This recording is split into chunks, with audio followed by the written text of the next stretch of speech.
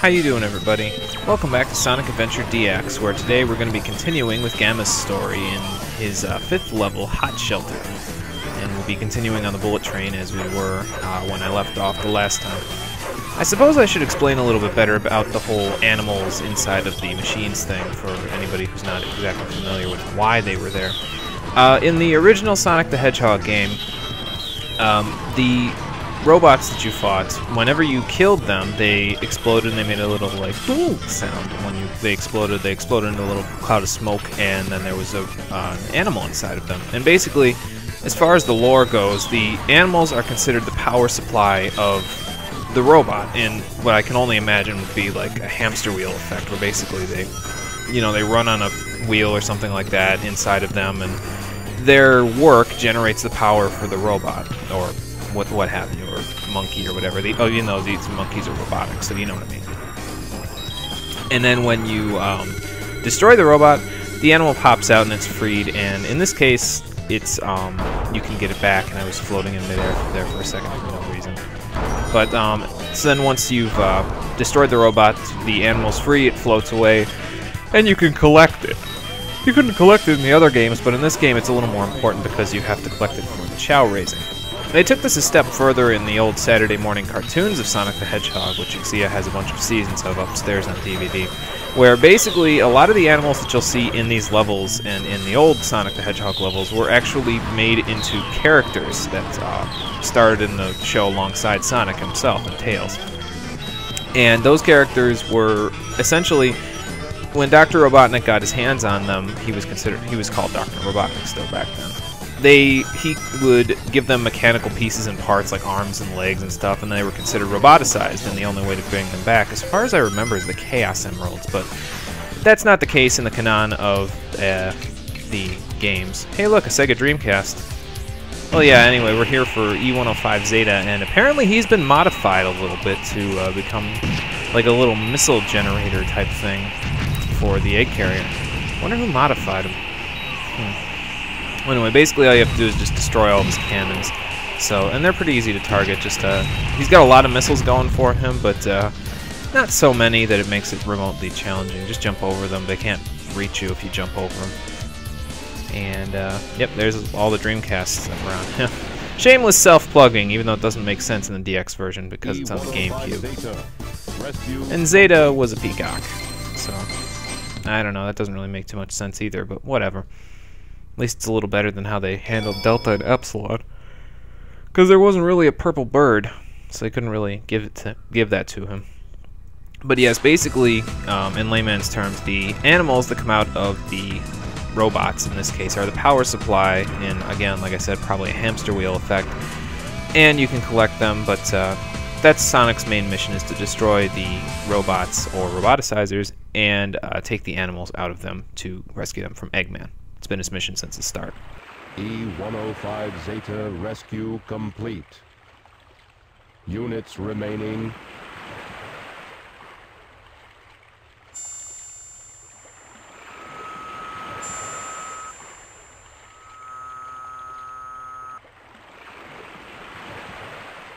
Gamma.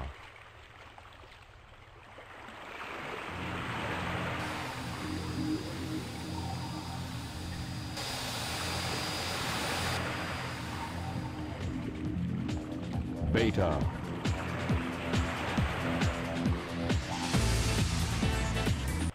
Oh shit, that's right. We kind of have to rescue ourselves once this is all over, but for now, it looks like Beta got his upgrades and he's all set and ready to go, so we better take care of him first. And so we will face off against Gamma's final boss, E101 Mark II. Now, Beta Mark II, it cannot be damaged from the front, or basically, he can't be damaged until he does that charge attack at you, where he forms that rainbow shield, and then he charges at you. He'll shoot missiles at you occasionally and stuff like that. You can dodge them by firing at him, which will cause him to either smack the shot away like, no way, what are you talking about? I ain't getting hit by that.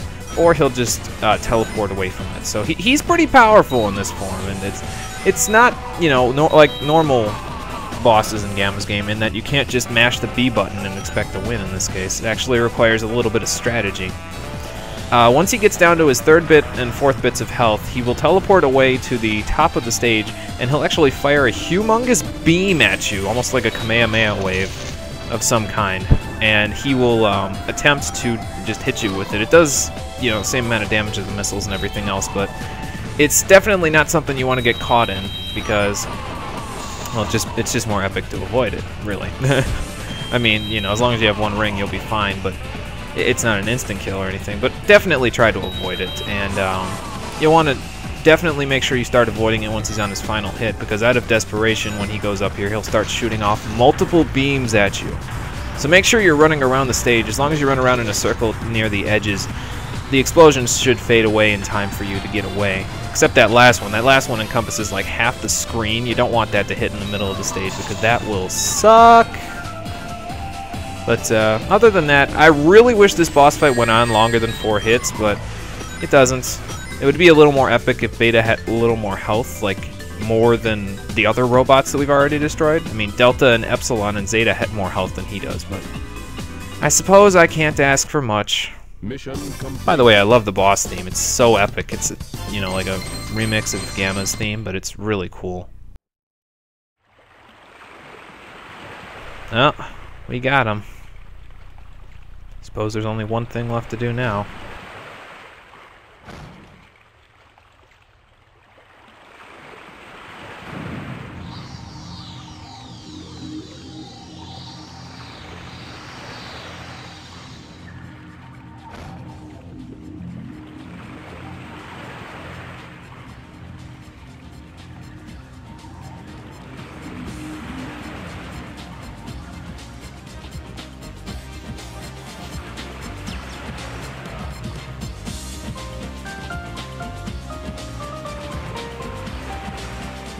Something about this bird, but what is it?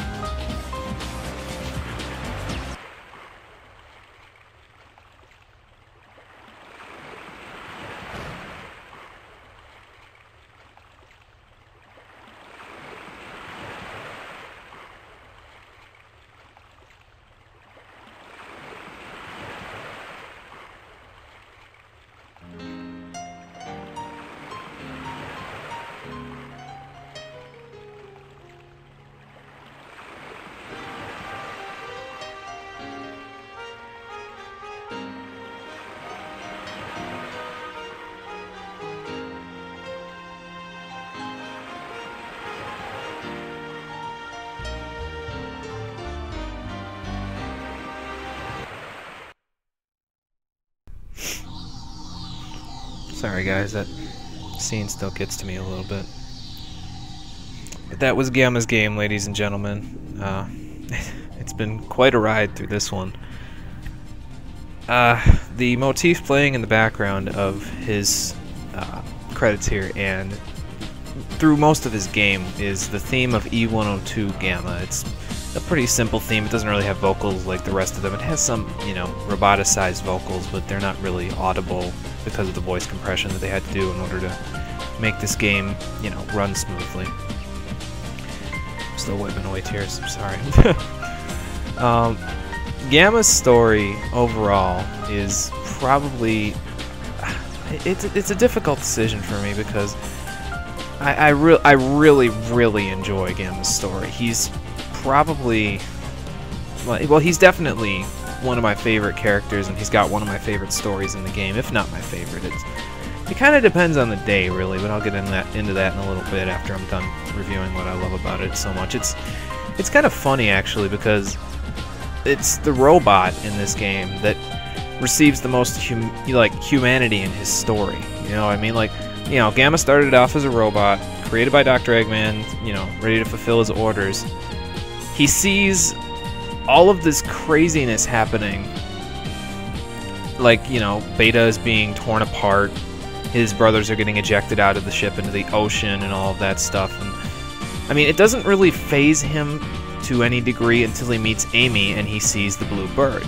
when he sees the blue bird just causes all of these, like, you know, emotions to surge through. And I think that's really the point where, you know, the connection between Gamma's bird and the robot himself, they kind of like mesh together on a whole nother level, and the bird's emotions kind of like showed through in the robot. Like the robot Gamma, not the bird Gamma. The robot Gamma developed emotions through his power source, the bird Gamma. And after fighting Beta and after causing him to explode and causing the other bird in the family of the three to be released, the robot kind of opted, instead of, you know, I'll repair myself and then I'll go do something else, he opted to say, in order to rescue myself, in order to rescue the entire family and let them be free, I have to sacrifice myself in order to allow my family to come back together, in order for us to be, you know, free to do whatever we want, in order for us not to be locked up in these cages anymore. So, in essence, the robot Gamma, over the course of the story, saw all these different tragedies happen in his life for all the people that he knew, well, the robots that he knew. And through his power source, developed emotions and opted to kill himself instead of repair himself, so that the family of birds could be free and could go and do whatever they wanted. So it's a really touching and uplifting story, and I think, I mean, I've heard, you know, people say, oh, well, you know, it's a sad ending, and it's sad, but at the same time, it's a really uplifting story, I think, because it's kind of like, you know, a robot having that kind of emotion and that kind of courage to sacrifice himself for the good of the bird inside of him, the one that, you know, is more, it's just an innocent little bird, you know what I mean? And it's been trapped inside of him ever since he was built. And I think he knew that. Gamma knew that, and that's why he opted to sacrifice himself. So, I mean, Gamma is probably one of my favorite characters in the game, if not my favorite character. And his story is definitely up there as one of my favorites in the game. I think like I said, it really depends on the day for me, because you know, this one it kind of leaves you with like a melancholy feeling, because the character you've been playing with for the past hour and a half and you've attached your emotions to from knowing him for so long, kills himself in the end of his story, and that's, you know, that's sad, but he killed himself so that others could live. And I think, you know, we can all learn something from that, even though it's coming out from a robot. So, you know, that's kind of how Gamma's story rolls. And the next story we'll get into, it leaves you with a different feeling, but we'll get into that once we get to that. But yep, that's all for Gamma's story. This is actually the one I finished last before, you know, we get to the other ones. But, you know, we still got 3 characters left to finish off here. And I think we're going to be starting off with Amy and Tails as they fly down to Station Square. But you know what? We still haven't seen any sign of Dr. Eggman. I wonder if he made it out of the crash alive. Not that I care or anything, but he is Sonic's arch nemesis. Well, maybe he'll make an appearance in the next episode of Sonic Adventure DX, where we'll be finishing Tails' game. Thanks for watching, everybody, and I'll see you next time. Take care.